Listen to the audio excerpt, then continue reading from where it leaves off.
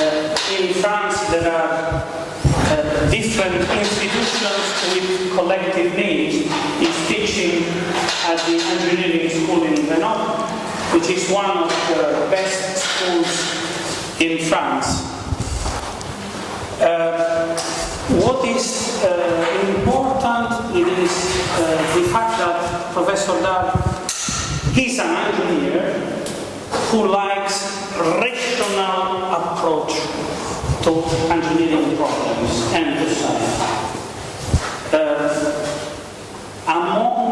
I will not talk about the list of publications, and is president of many things. We don't mind about all this in the sense that it is useless to list all of them, but I must tell something which is for me very important. Professor Dard is one of the members of the renewed editorial board of the well-known and famous Compte Rendu de l'Académie des Sciences de Paris.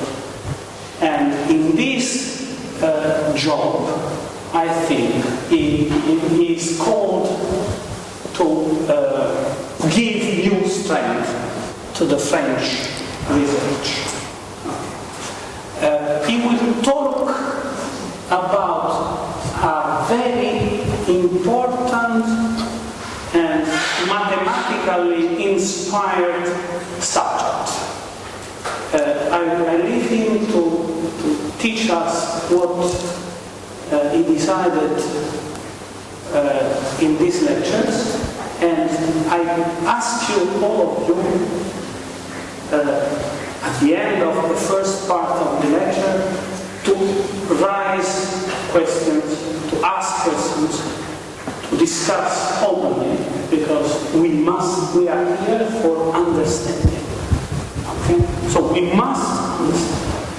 So if you don't manage to understand, ask questions. I know that there are here some persons who are not aware. Now, I ask Professor Dard to start. Thank you, Francesco, for this introduction. Good afternoon to everybody. That's a pleasure for me to be here with you and to have some exchanges and discussions. As Francesco told you, do not hesitate to interrupt me at any time and to ask questions at any time, not only at the end of the lectures, but if a point is not clear, that's not at all a problem for me to be stopped, and we will discuss peacefully. The main topic of these lectures concern my favorite topic presently, which is failure, and particularly failure in non-associate materials. I will define properly non-associate materials. As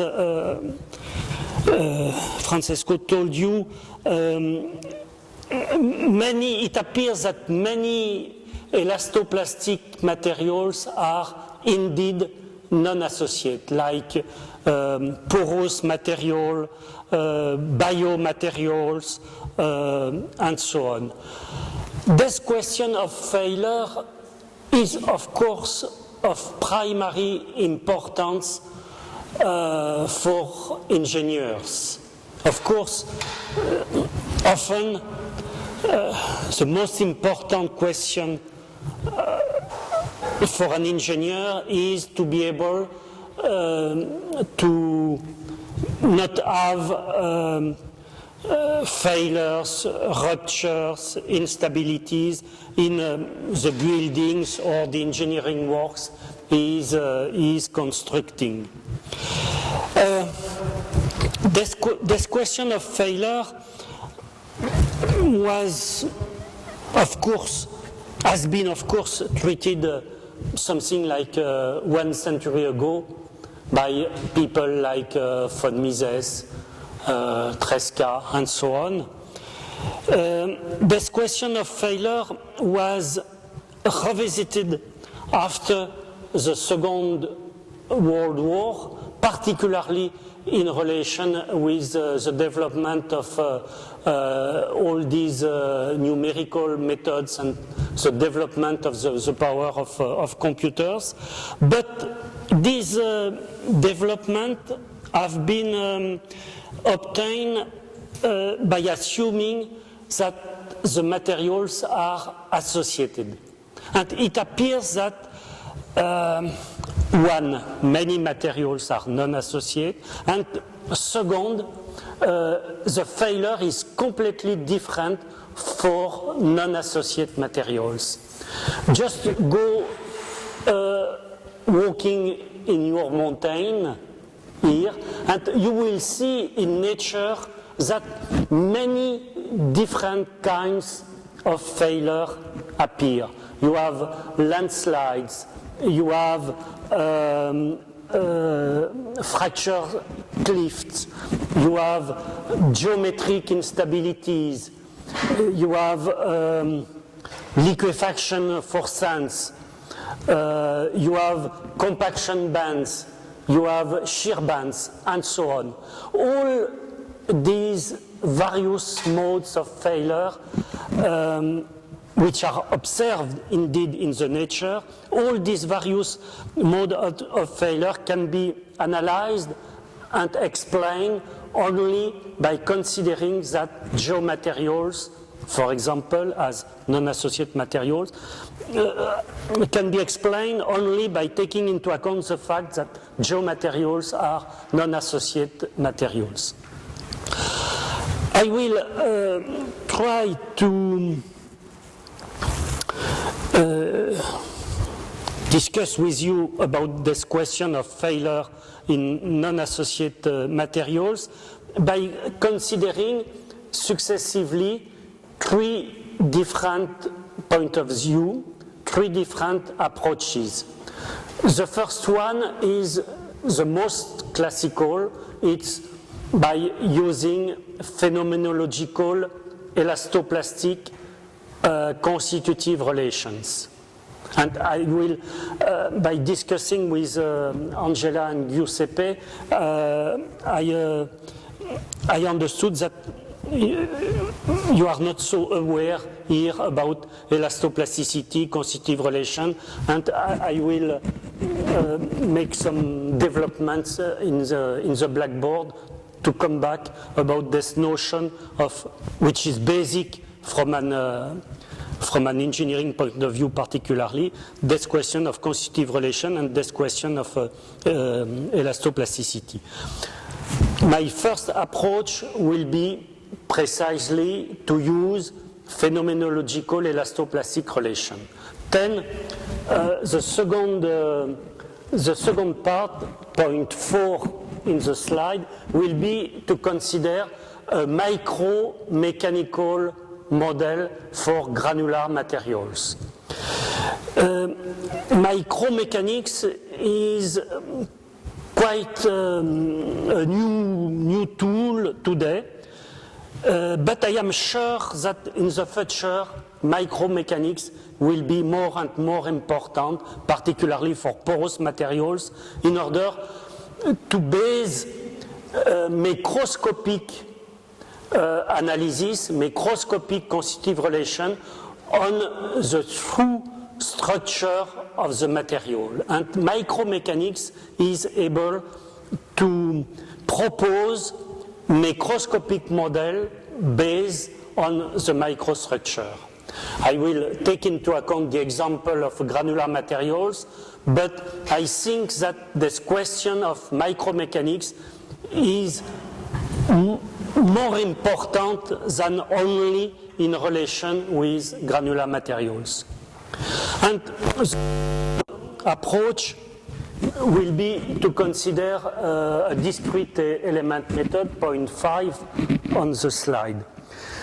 Discrete element method is also a little bit a new tool in the application to granular material. But discrete numerical discrete model is just an application to granular materials of probably the most powerful method in modern physics, which is molecular dynamics. Probably many of you have seen this word molecular dynamics, which is more or less popular.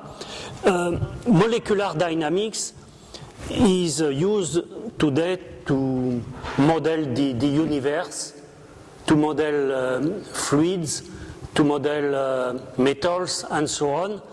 And the basic idea of molecular dynamics, which is not so intuitive as an idea, the basic idea is to consider that the complexity of the nature, the complexity of the real world, is not due to the complexity of the laws, of the interaction laws between particles, atoms, molecules, stars for the universe, but it is due to the great number, to the very high number, very large number of elements in interaction.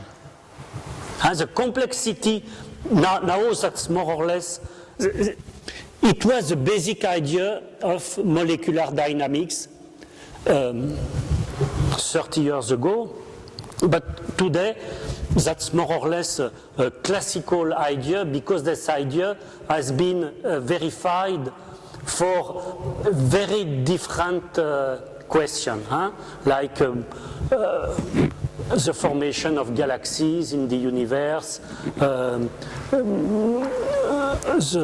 flow of some liquids, the behavior of metals, and so on.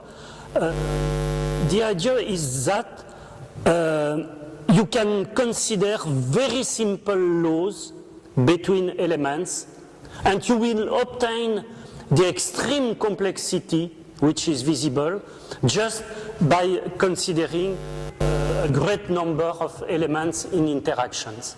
And this idea of molecular dynamics is extremely fruitful for granular materials, because with one mechanical parameter, which is the friction between two grains and even between two spheres, just with one mechanical parameter, the friction angle, as defined by Leonardo da Vinci. Leonardo da Vinci has you know this experiments of Leonardo da Vinci? Leonardo da Vinci make this experiment very nice.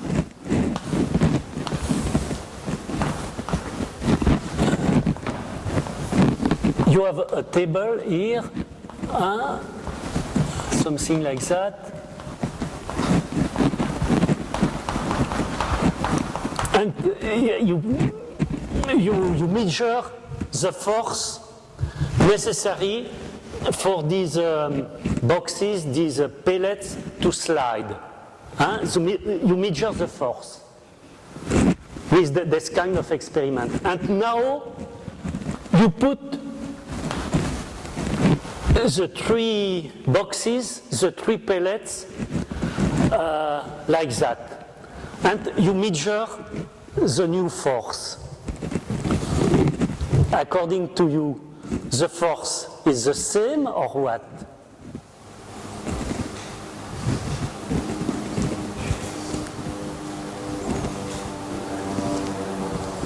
The answer is not so obvious.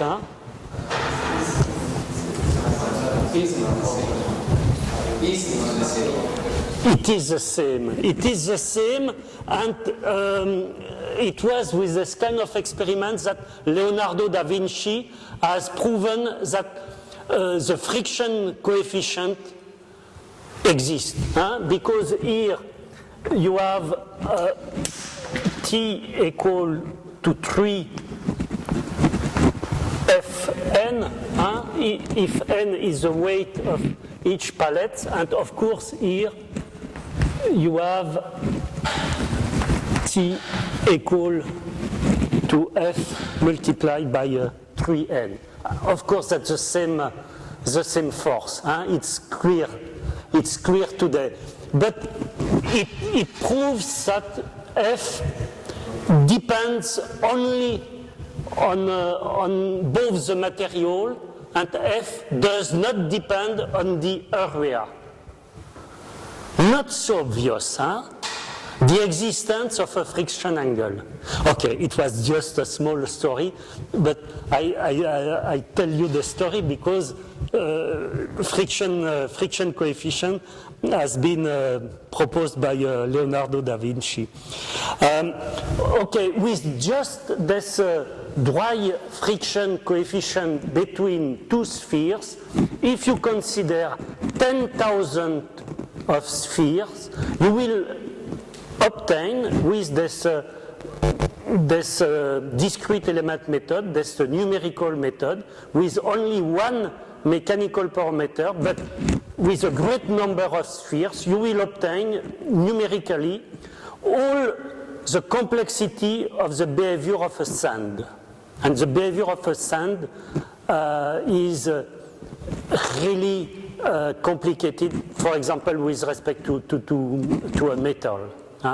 You have a dilatant behavior, you have a non-associate behavior, you have a large hardening behavior before failure, large strains before failure. You have this question of shear band formation, plastic strain localization, and so on. Very complex behavior. This very complex behavior can be obtained with a very extremely simple constitutive laws between two spheres, just Leonardo da Vinci interaction law. But the main ingredient is, of course, this great number of spheres in interaction. The point 5 will be devoted to the application of discrete models to this question of failure. And here also, certainly in your professional career, you will use not only more or less classical finite element method, but probably you will use this discrete element method or another method deduced from molecular dynamics. Okay, is this outline okay for you? Okay, let's go. All these results have been obtained by some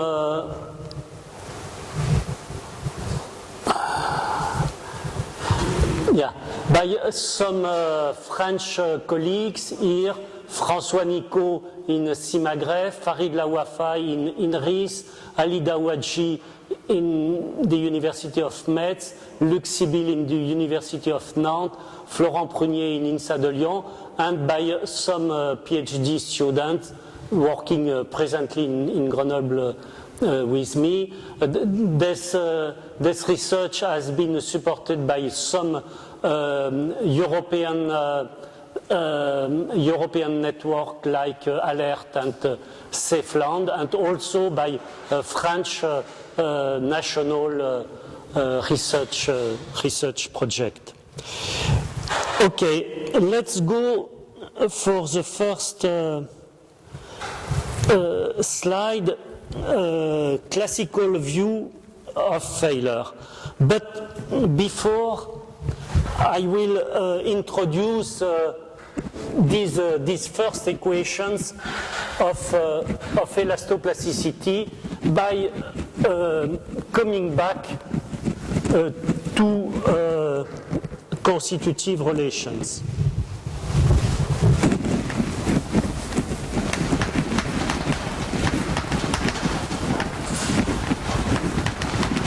A constitutive relation is a difficult question because everybody knows that if we apply a force to a material, if you apply some stresses to a material, some strains are induced. And clearly, there are some links between stresses and strains, according to the experiment. But now, just go to the beach. Here, there are not so many tourists presently. The beach is perfectly flat. On the surface of the beach, no strains, no stresses, perfectly flat. You walk on the beach and you look behind you. Behind you, you will see some imprints on the beach. Behind you, again, the stresses are equal to 0. But you have some strains. It means that for the same value of stresses, 0, you can have any value of the strains. And there is a kind of paradox. Stresses and strains are linked, but for a given value of stress, you can have any value of the strains. Huh? A kind of paradox, a kind of contradiction. What is a solution? Probably someone can give me an idea.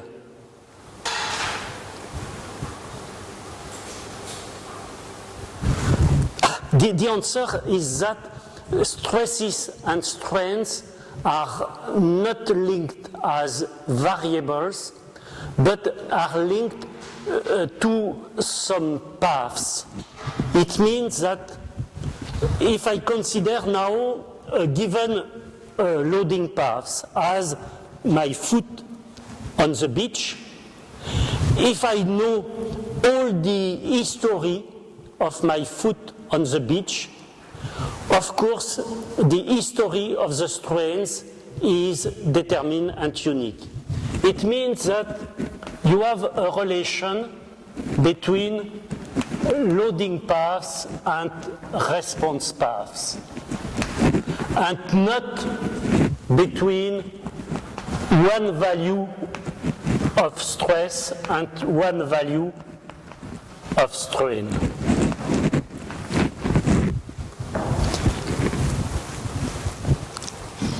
We can define in a rigorous manner this question of loading paths and this question of response paths.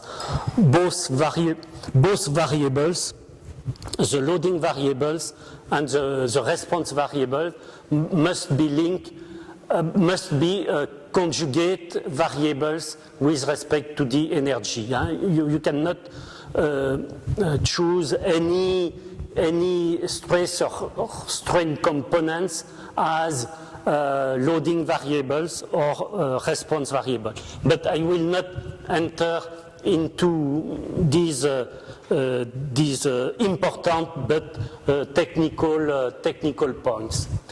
You see here that you have a relation between one function and another function. Not one variable and another variable, but one function and another function. And in mathematics, the operator which links one function to another function is called functional. It means that the link here is given by what is called the constitutive functional of the material. It means that you will have something like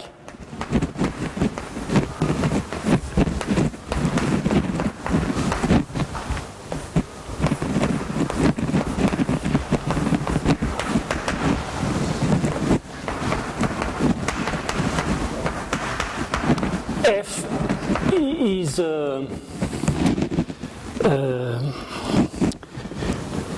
the linear transformation associated to the deformation of the material.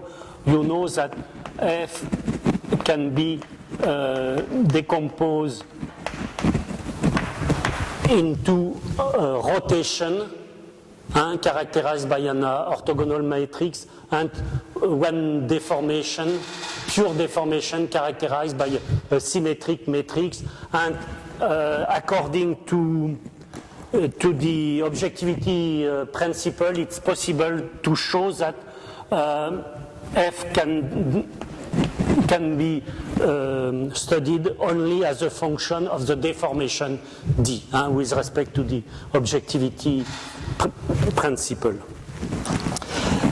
Okay, now you have to consider functional to describe visco-elastoplastic behavior.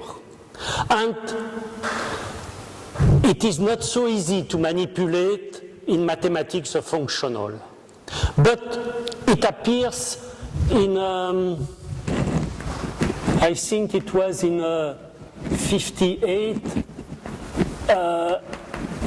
some mathematicians, Owen and Williams, have demonstrated from a mathematical point of view that this functional, as soon as you have plastic strains, this functional is singular.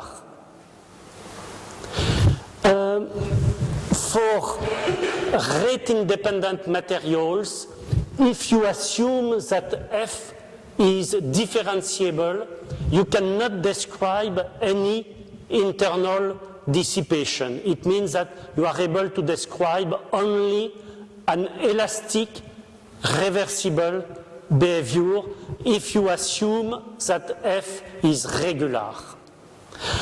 This question is very simple. I will not enter into this demonstration. This demonstration is one of the most important demonstration in constitutive theory. I will not enter into this demonstration, but I will just consider this example in a one-dimensional case, a very simple case. Sigma is a scalar, epsilon is a scalar, and you have an elastoplastic behavior like that. And at this point M, at this strain state M, I will consider the loading and an unloading. And you see that I will be able to define a modulus here for the loading and another modulus here, tangent modulus, for the unloading. And now, from a mathematical point of view, you see that it means that the derivative on the right is different from the derivative on the left. As soon as you have plastic strains, the modulus for loading is different, largely different. It's not 10%, it's 4, 5, 10 times different from the modulus for unloading. It means that this, the functional, which is linking sigma to epsilon, has to be non-differentiable at any point, at any stress strain state where you have some plastic strains. Okay, it means that if you want to describe plastic strain, generally speaking, a viscoelastoplastic behavior, you have to consider a functional, not only a functional, but a singular functional. Okay, no solution. From a mathematical point of view, no solution. It was more or less the end of the classical theory of rheology.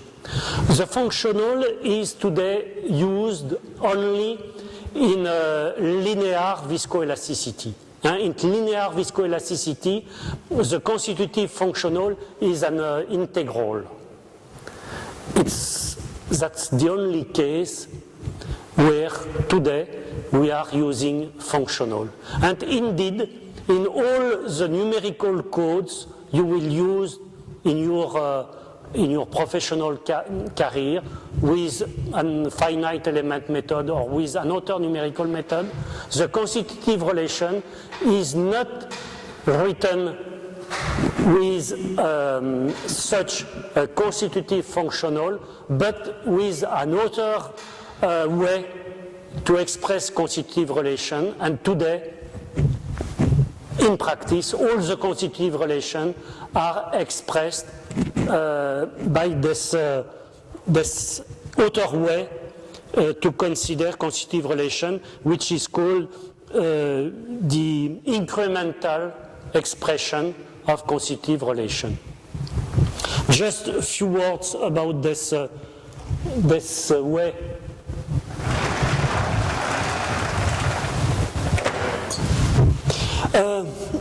As usually in physics, the basis comes from a principle of determinism.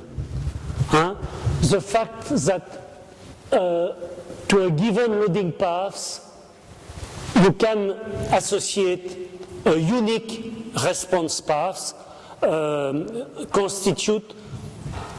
constitutes what is called principle of determinism in the large. If you consider a sample, if you apply a given loading path to this sample, the response path is determined and unique. This is principle of determinism in the large. The other way to express constitutive relation is based to a principle of determinism in the small.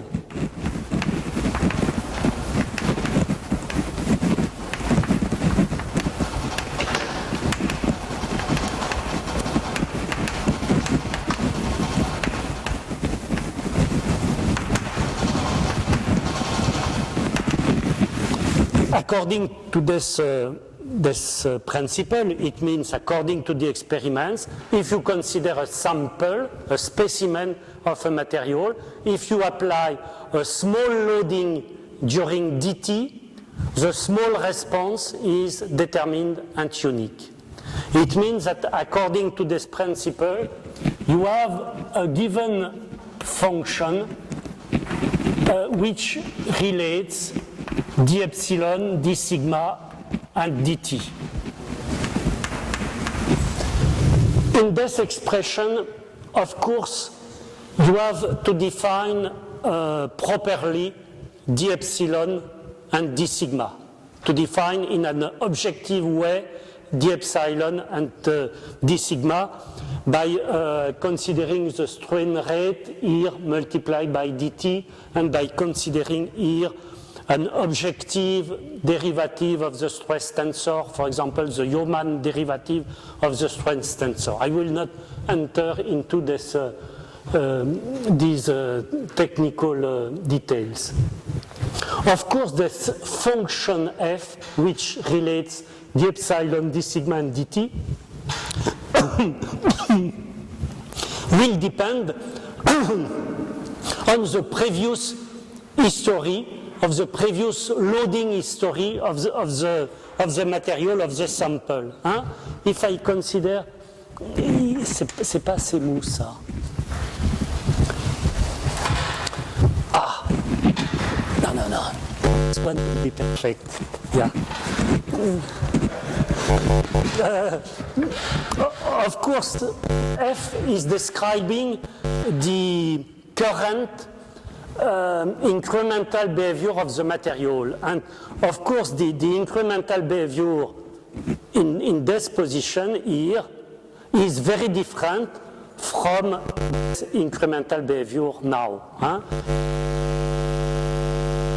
The function F has to depend on the previous history, mechanical history, loading history of the sample.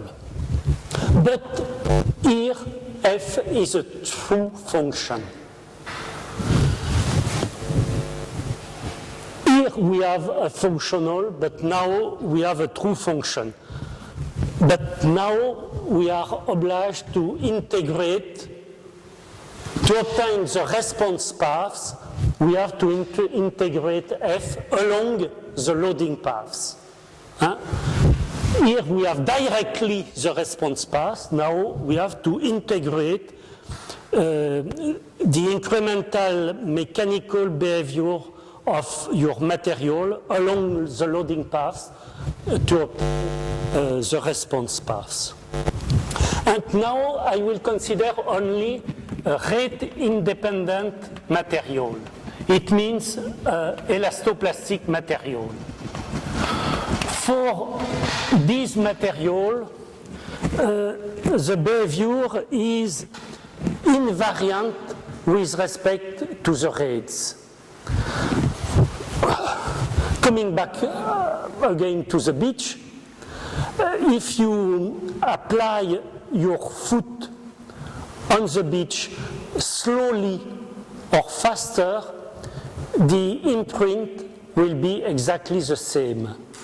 If you are running, you have inertial effect, dynamical effect. But if you stay inside static conditions, if you apply slowly or faster your foot, your imprint will depend only on your weight, but not on the rate of the application of your weight.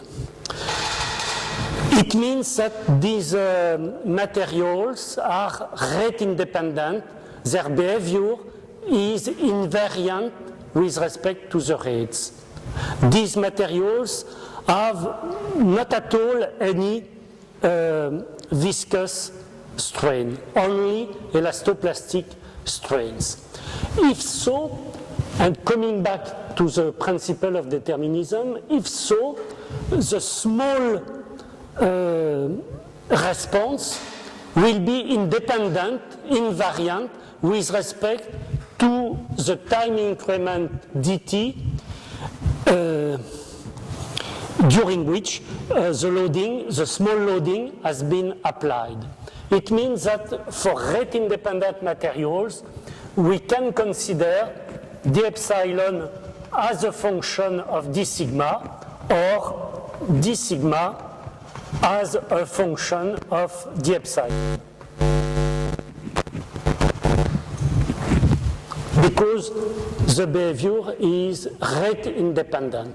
If you apply, for example, d epsilon during dt or during 4 times dt, d sigma is the same. It means that F for rate independent materials is independent from dt, and you can consider for elastoplastic behavior d epsilon as a function of d sigma, or d sigma as a function of d epsilon. And okay, I have called this function F on the slide. But now you have another property which is very interesting, which constitutes the basis of elastoplasticity, which is the fact that, again, you can apply to these relations the fact that G or G minus 1 is invariant.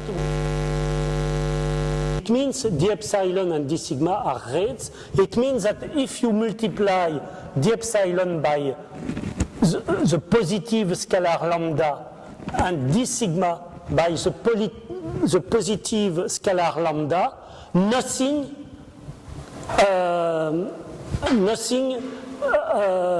should change. G is invariant with respect to the rates. If I multiply both the rates by a given positive scalar, nothing will change. It means that you have this relation. This relation implies that G is an homogeneous function of degree 1. And this is the definition of an homogeneous function. A function is homogeneous if for any value of lambda you have this identity.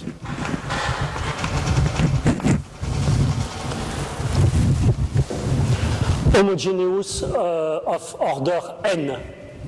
Here it's homogeneous of order 1.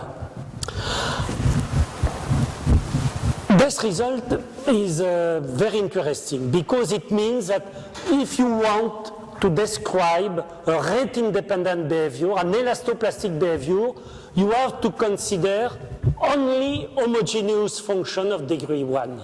It's very important for a modeler, for someone who wants to build elastoplastic relations. It's very important.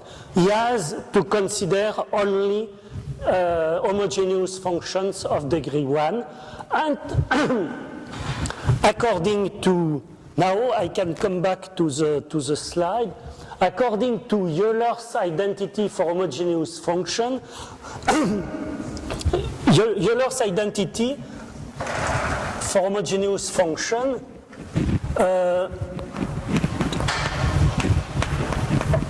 is like that. Maybe you remember that. This is an identity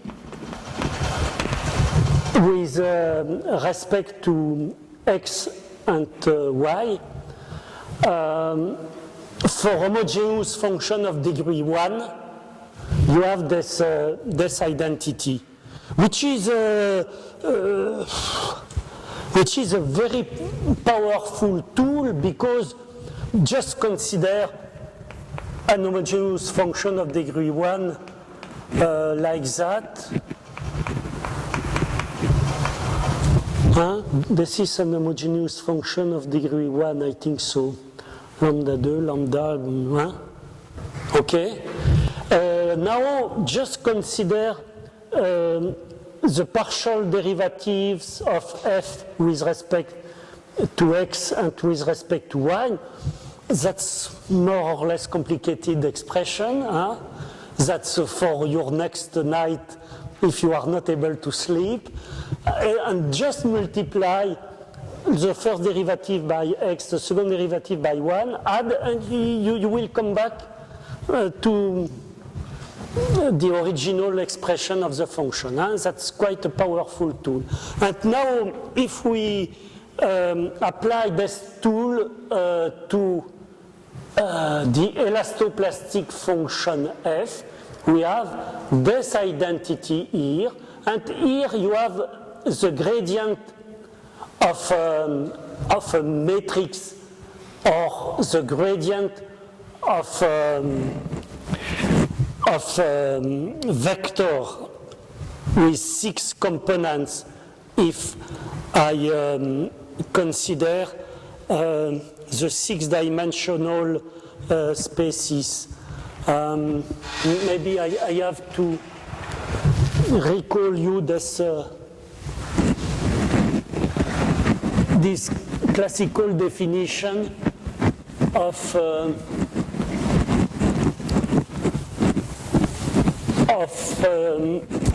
the vectorial notation for sigma and epsilon. You replace the stress tensor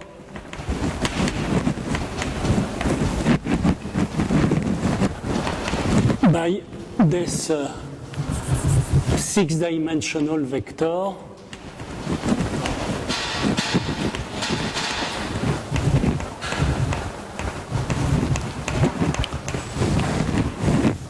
same thing with epsilon. The square root of 2 are here in order to have the same value of energy in the physical three-dimensional space and here in this mathematical, virtual, six-dimensional space. Okay, if you are using this notation, M will be here a matrix. If not, this is a tensor of rank 4. But now we are using, particularly in the numerical, in the books of numerical methods, this notation is extremely often used. Okay, it means that here you have the gradient of a vector. It means this is a matrix. This is the famous, the well-known elastoplastic matrix. You see that it is possible to demonstrate the existence of this elastoplastic matrix. This is not an assumption. The existence of this elastoplastic matrix here comes just from the property of homogeneity and Euler's identity. And another point is very interesting, and I will come back on this point later on. A point is very interesting is the fact that the derivatives of an homogeneous function of degree 1 are also homogeneous function of degree 0. It means that here all the components of the elastoplastic matrix are homogeneous function of degree 0. And you have here the second main feature of elastoplastic relation, which is the fact that the elastoplastic tensor depends on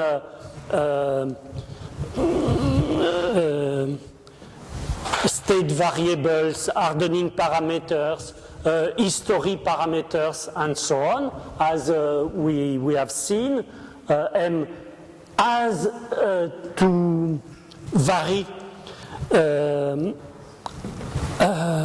as a function of the previous stress-strain history, but the other important property is the fact that M, the elastoplastic matrix, with respect to d epsilon, is only a function of the direction of d epsilon. Or if I consider d epsilon as a function of d sigma, the tensor n will depend only on the direction of d sigma. Here you have the canonical expression of all elastoplastic relations. All elastoplastic relations can be put under this canonical form here, and probably you have in mind that in the simplest elastoplastic relations you have two different values for M, the elastic value and the elastoplastic value. It means that M has to depend, even for the simplest elastoplastic constitutive relation, M has to depend to the current direction of loading. And this kind of relation where we consider a given set of directions for d epsilon, this kind of relation is called incrementally linear. And in the general case, this kind of relation is called incrementally non-linear because the relation between d sigma and d epsilon is non-linear, which is, of course,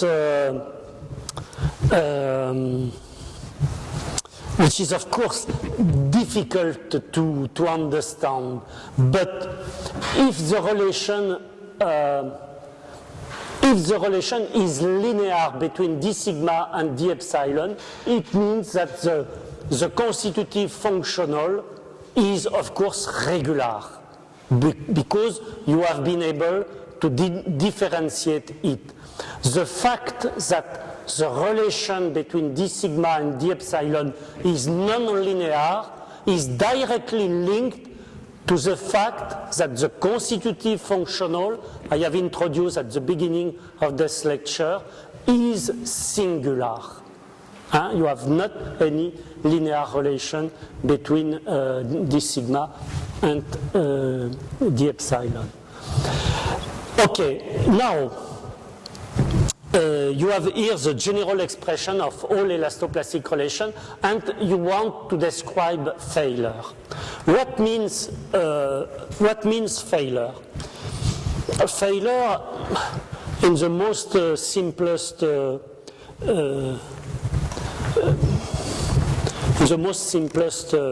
experiment, failure is just the fact that this is the experiment of Leonardo da Vinci. You push the box, nothing happens, then suddenly it slides, and it slides indefinitely. Not completely indefinitely, because you dissipate energy. And if you push your heavy luggage on the soil, you will be tired quite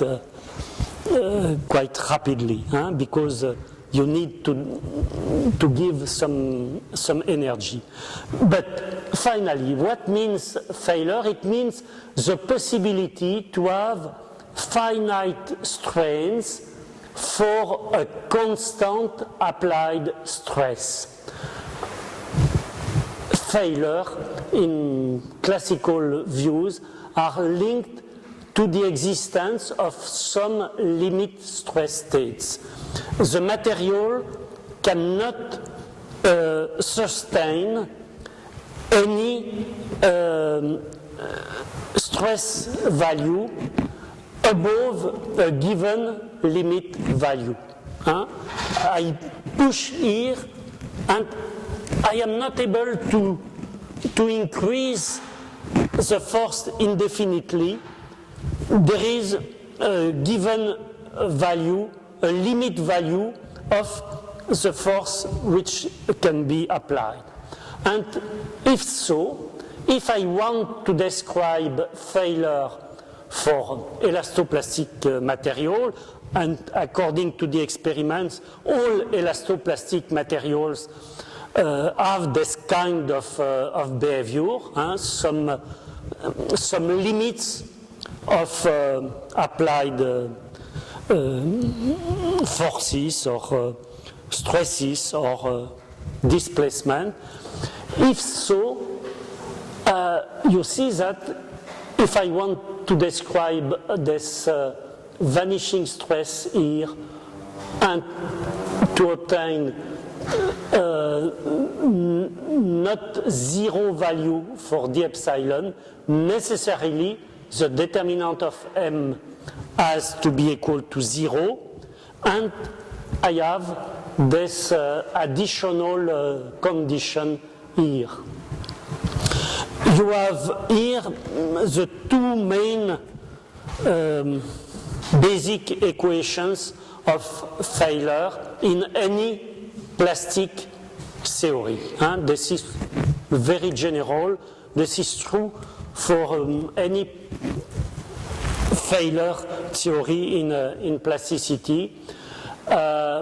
This condition here, M is a function of the strain history, is a function of, as a first expression, as a first approximation, M is a function of the stress state. It means that this equation here corresponds to a limit surface in the stress space. Generally speaking, in the 6-dimensional stress space, you have a limit surface which is called the plastic limit condition. But you have always a second ingredient in plastic failure, which is called in elastoplastic theory the plastic flow rule, which is given here. Because the determinant of M is vanishing, this equation will give you non-zero value for d epsilon, but will give you an infinite number of solutions which have the same direction. If d epsilon is solution, lambda d epsilon is also solution. It means that this equation will give you only the direction of d epsilon at failure. And the second equation is called in elastoplastic theory plastic flow rule. You know,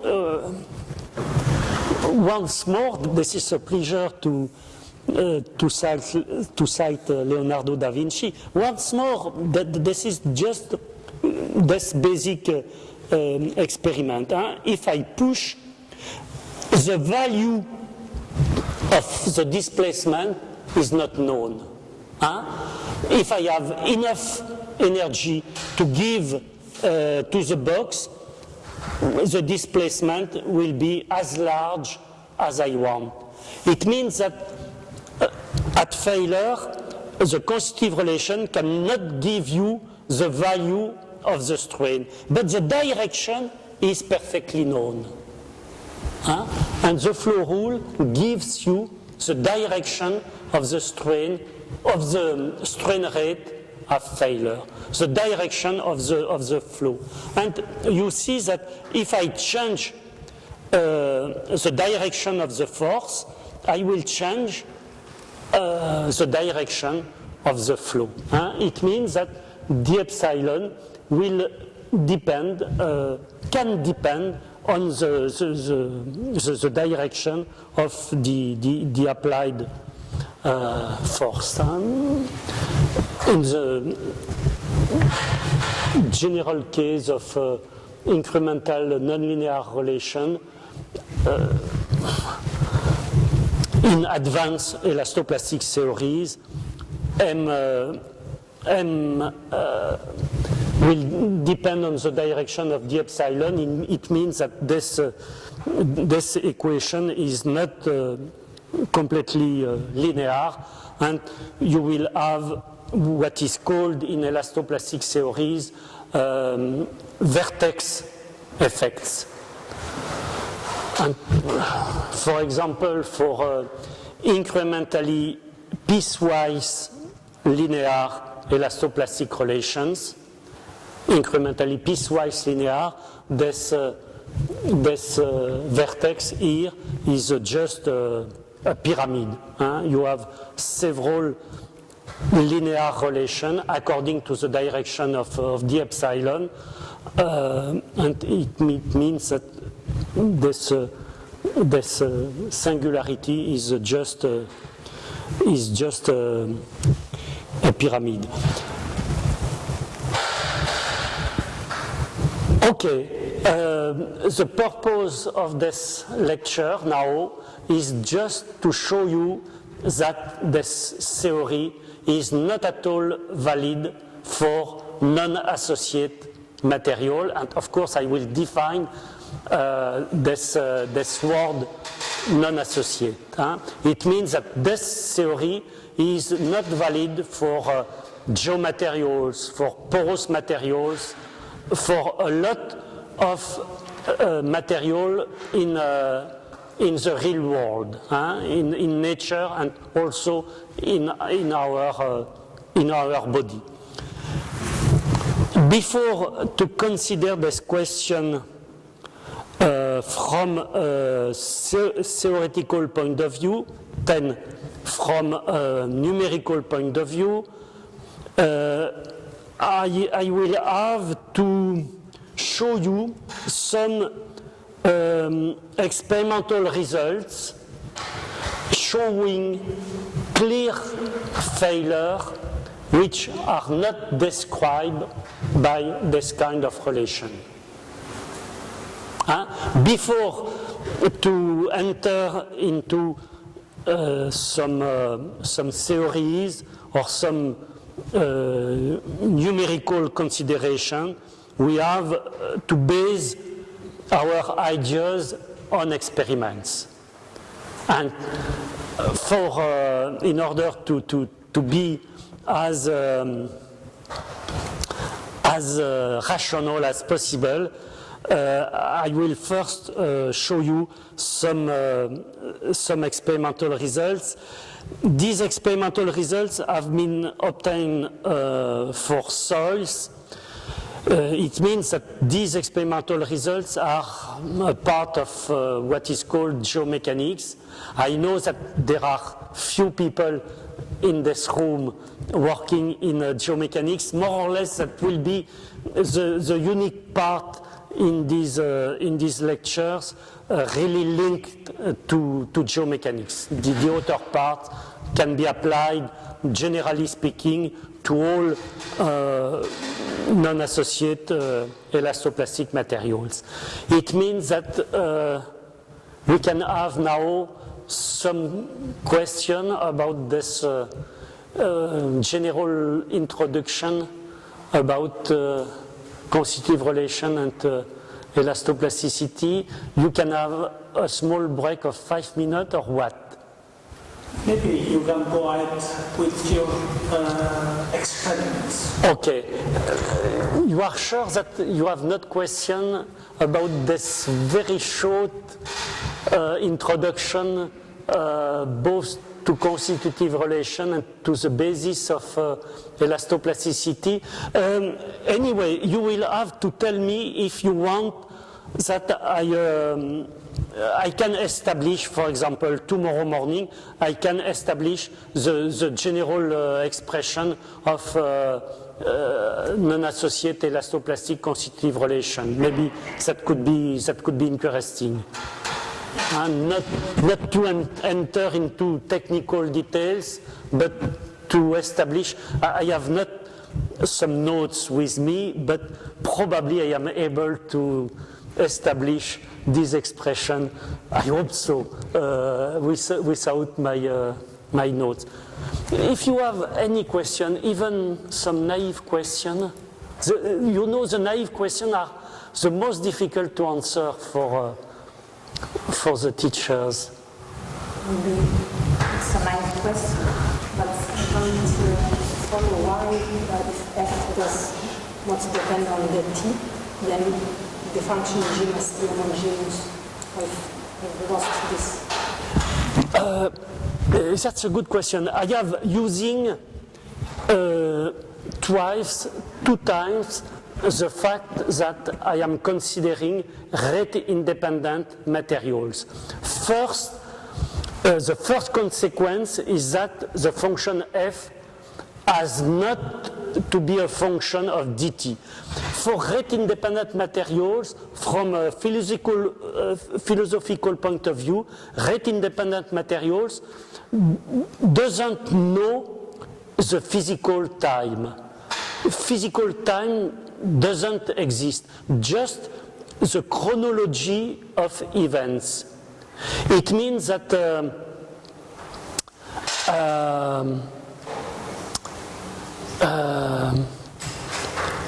for example, a dinosaurus on the beach will have the same imprint of his big legs 100 millions of years ago or yesterday. The time doesn't exist. And we are able to find today, indeed, the imprints of dinosaurs 100 millions of years ago. It means that physical time doesn't exist. From this is not really an assumption. This is a consequence of the existence of such rate-independent materials. The first consequence is the fact that I can consider d epsilon as a function of d sigma and d sigma as a function of d epsilon. And now, on this new expression of elastoplastic constitutive relation, on this new expression, I apply once more the fact that the material is rate independent. It means that this new function g has to be invariant with respect to rates. For the same basic point, rate independency, invariance with respect to rates, I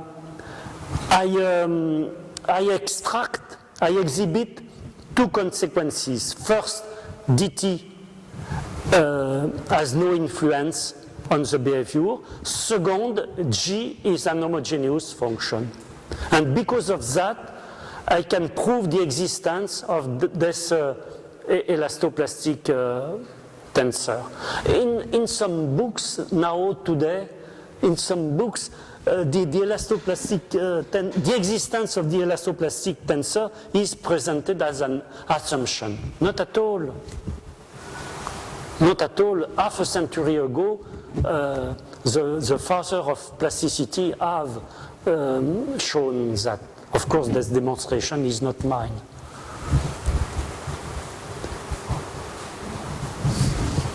Another question. Let's go to the phenomena.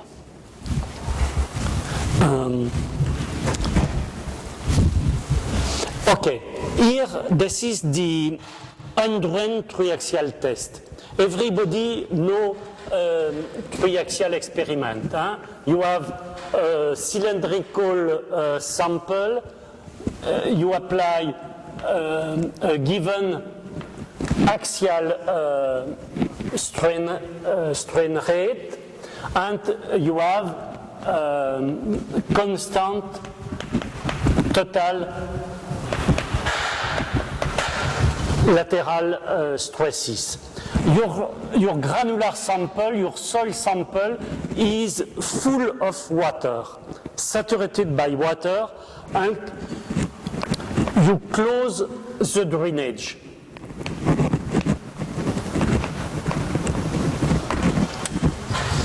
If you close the drainage because the sample is full of water, of course the grains are incompressible, water is incompressible. It means that this is a compression, an isochoric compression, a compression at constant volume. Isochoric, undrained means isochoric.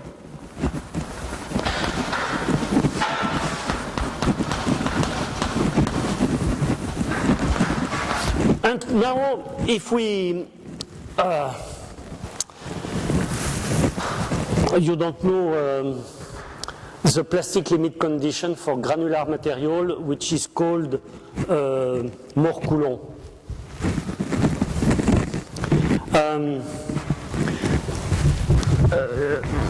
let us come back to Leonardo da Vinci basic equation, T equal to Fn. This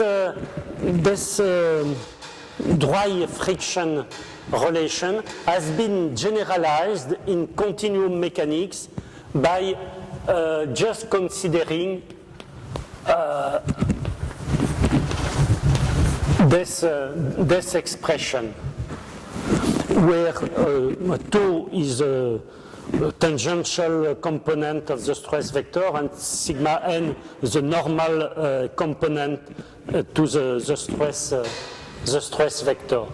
Phi is called the friction angle of the soil, and if the grains of the soil are glued together, you add here a cohesion.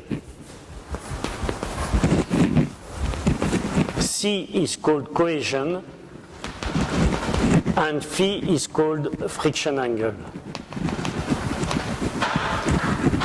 And this plastic limit condition is called Mohr-Coulomb plastic limit condition.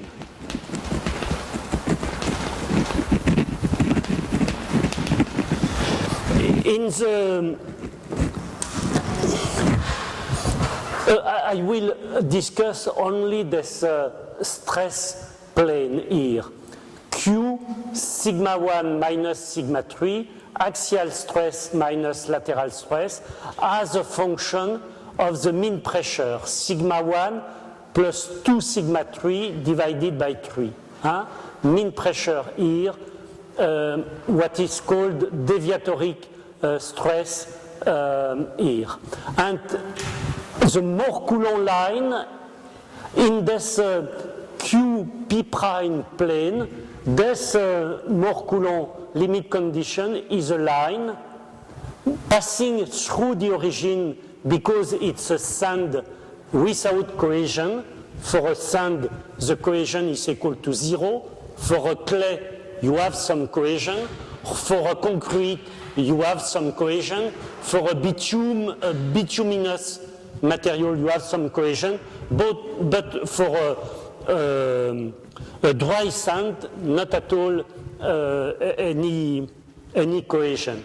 If so, the Mohr-Coulomb line is like that, and the triaxial compression gives you this kind of paths here. And these results are very known in soil mechanics. And you see that you have this peak value here, largely before the Mohr-Coulomb line. And if I have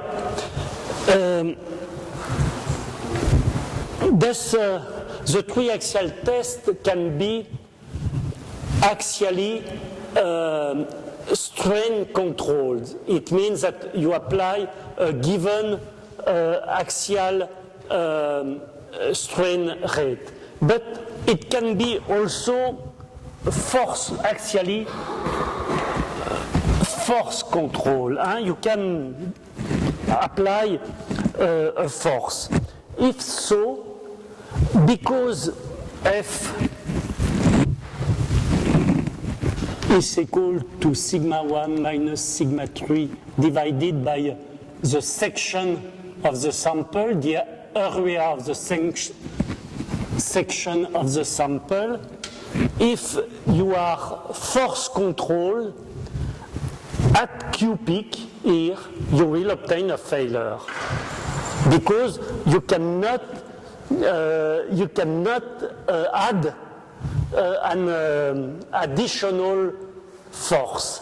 It means that here you have a true failure. The material cannot support any additional force.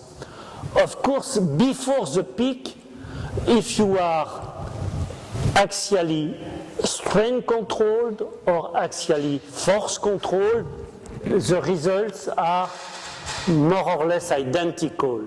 But if you are strain controlled axially strain control, you can pass the peak. If you are stress control at Q peak, you cannot continue to increase the axial force, and you will have here a proper failure. It means large strains, burst of kinetic energy, and so on. And this failure state here is largely before Mohr-Coulomb plastic limit condition. It means that the determinant of M here is strictly positive, according to elastoplastic relation. You have a failure here which is not on the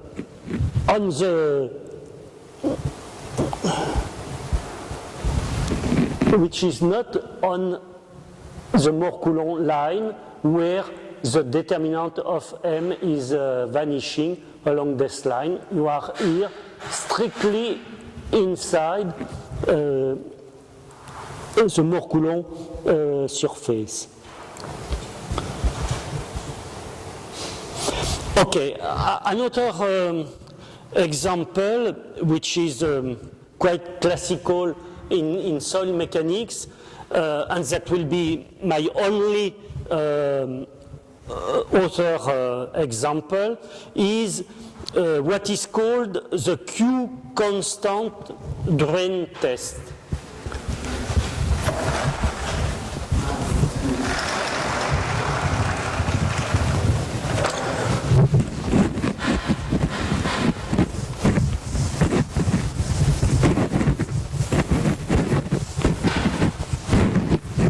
The Q constant drain test is a test like that.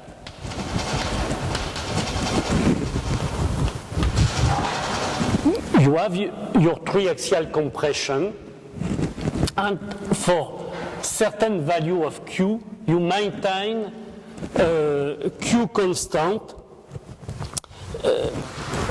If you maintain Q constant, you have, of course, dq equal to 0. It means that you have d sigma 1 equal to d sigma 3, and because of the axisymmetric condition, d sigma 3 is also equal to d sigma 2.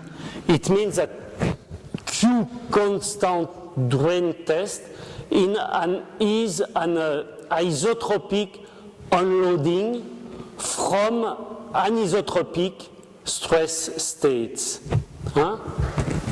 because here you have negative value. Okay.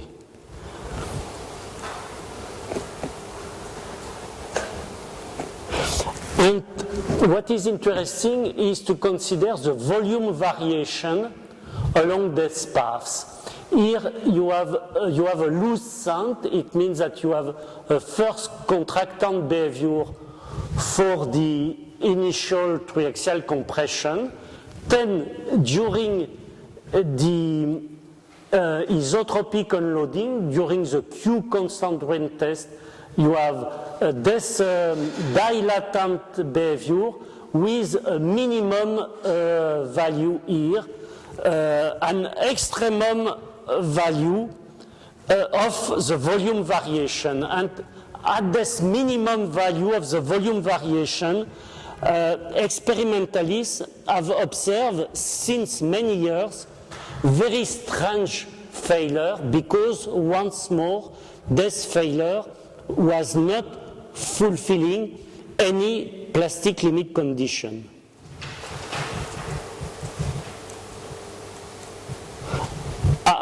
I will consider the second order work just after that. Here, this is other example with this. What is important is this minimum value of the volume variation here as a function of the lateral stress or of the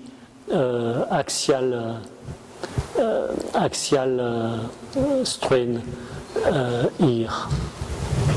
Huh? Okay, now I will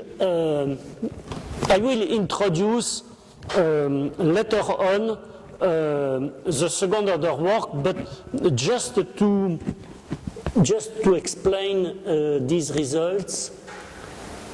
Okay, I will consider now the second order work, just to explain these results. I will not consider Lyapunov definition and so on. The second order work has been introduced half a century ago by people like Rodney Hill, who is the father of plasticity, but also Giulio Maier in Italy, for example, has worked a lot on, if I can say, on the second order work criterion.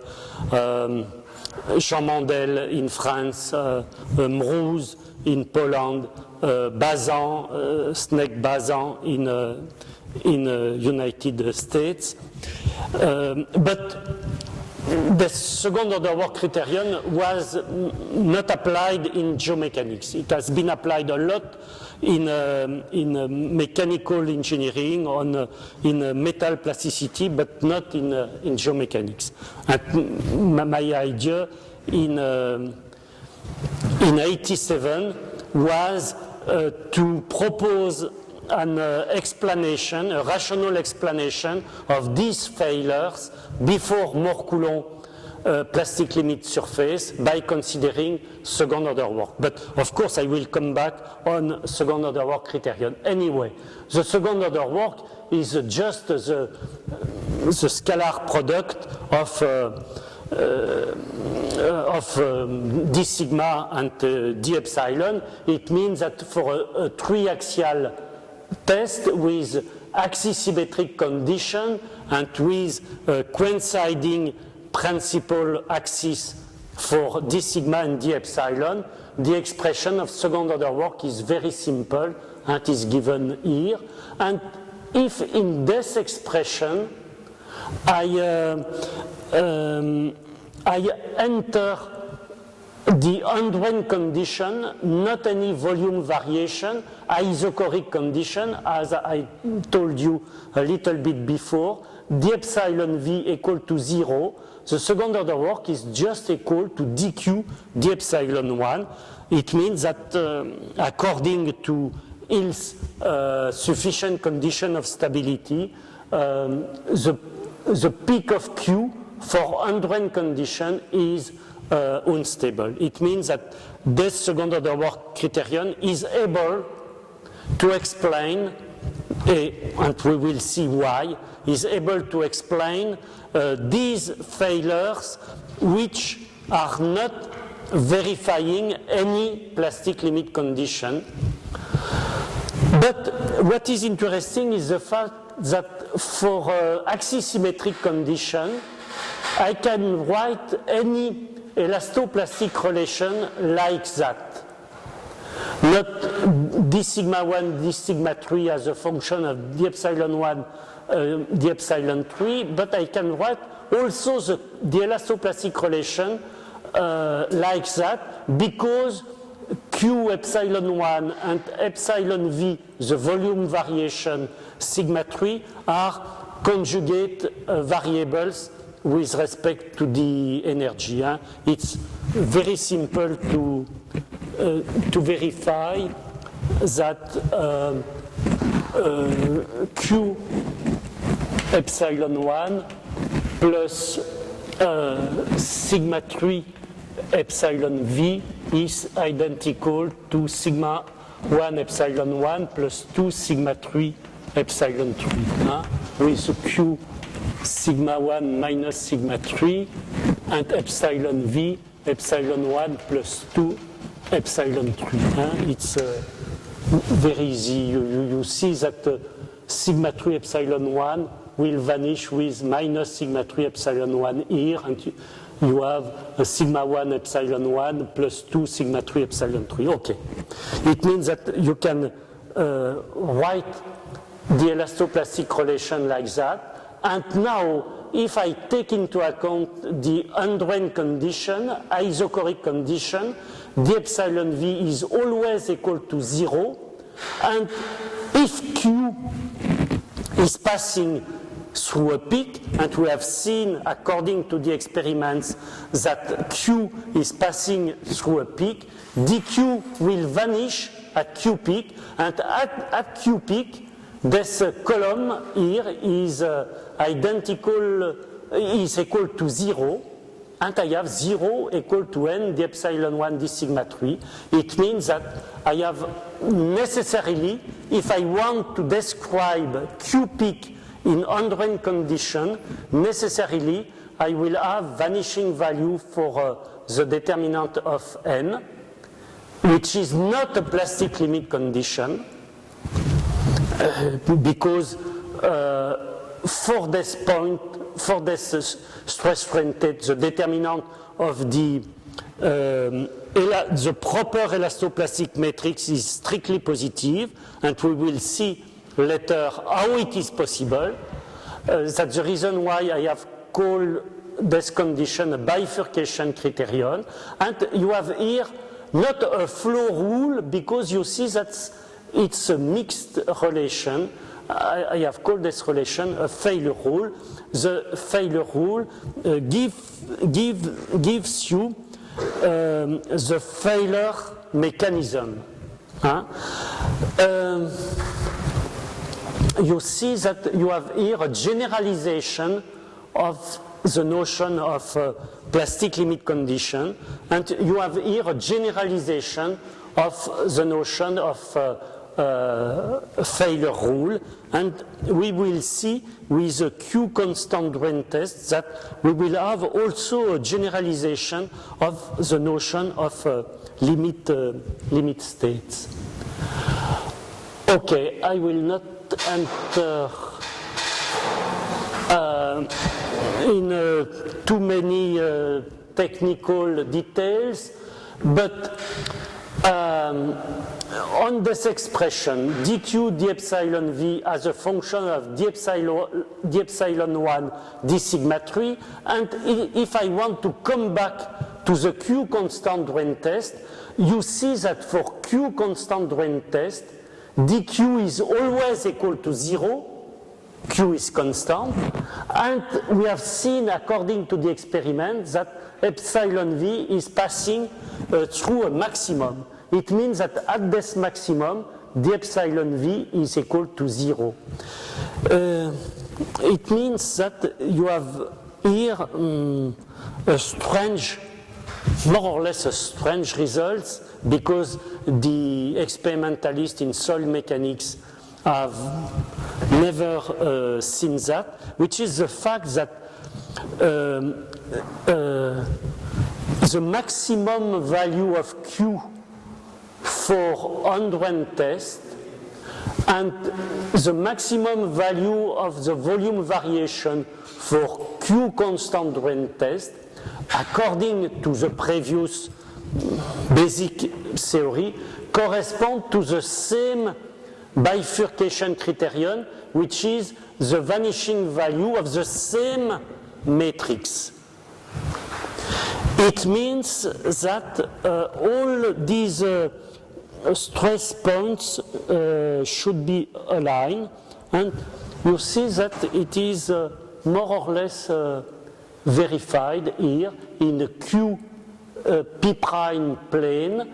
The stress points corresponding to the Q peaks for Undren test, and the stress points which correspond to the maximum of the volume variation for Q constant drain test correspond indeed to the same bifurcation criterion. It means the same line in this QP prime plane. We will see later on that the bifurcation domain respects the conical structure of Mohr-Coulomb condition. It means that the bifurcation a given bifurcation criterion corresponds to a given line, and it is not so badly verified by the experiments. Another point, we will see that later on, is the fact that if the bifurcation criterion is the same, it is possible to show from a theoretical point of view that the direction of the stress vector at failure is the same. It means that the direction of the stress vector in a sigma 1 square root of 2 sigma 3 plane, this is the Rendulic plane, taking into account the axisymmetric condition, the stress vectors have must be parallel, must have the same directions, which is not so badly verified. Okay. Okay, I am finished with this brief discussion about experimental results, and I will now arrive to the second order work criterion. Huh? Maybe we do this tomorrow.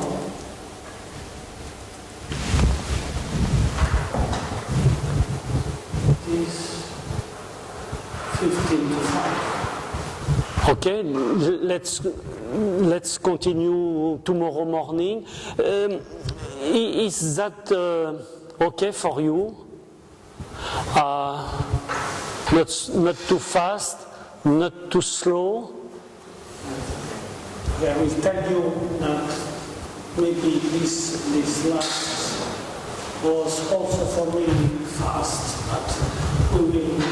Yeah, the discussion about the experimental results is not so important because these experimental results are directly coming from soil mechanics. Now we will stay in a more in the more general framework of elastoplasticity. Yeah? These experimental results are not so important. Just have in mind that according to the experiments, some failures appear clearly before more Coulomb condition. Another very known example in practice is the question of landslide. If we apply roughly elastoplastic theory to the question of landslide, a slope is stable for an angle of the slope equal to the friction angle of the material. It means that on a sand, with the sand, the slope will be stable for an angle of 30 degrees. And when you are on the beach, it's approximately verified. Hein? The dunes have an angle around 27, 28, 25 degrees. But now you have in practice some landslide of 14 degrees, and even in Italy, I will show you an example at the end of the lecture. I will show you an example of a landslide in Petacciato in Italy with a slope angle of 6 degrees.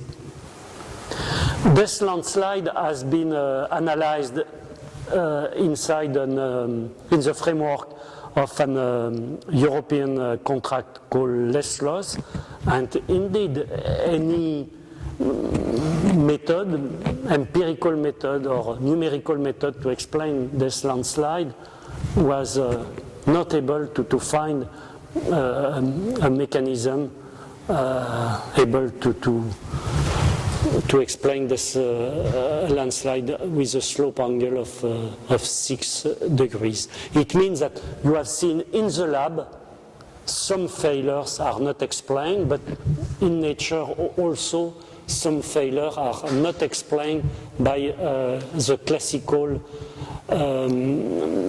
plastic failure theory.